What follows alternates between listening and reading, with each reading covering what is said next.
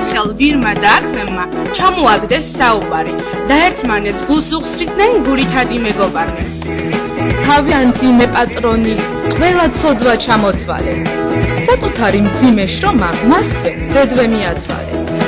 გადაწყვიტეს წასულიყვნენ და გასლოდნენ უმადურსა. დატყაული ზურგი სადმე მოიშუშონ იქნებ შორსა. დაიპოვეს მშვენიერი, შორეული ერთი მხარე. ისე მთებში ჩაკარგული, ვერ მიაგნებ უცებ მალე. და ერთ დღესაც ვირუკელამ გადაწყვიტა რომ ემღერა და ასე გადმოეცა ბედნიერი გულისკერა.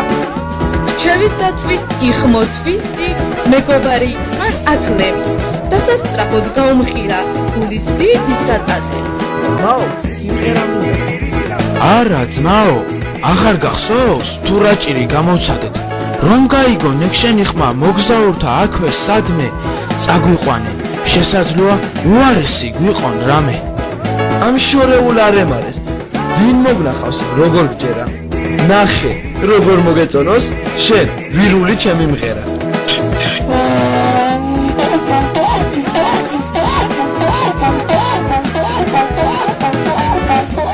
უკვე ვიარი რამდენი დავლაშქრემთა და ხევია, ამ ტვირთისაგან მესაწყალს სულ გამეთრია წელი.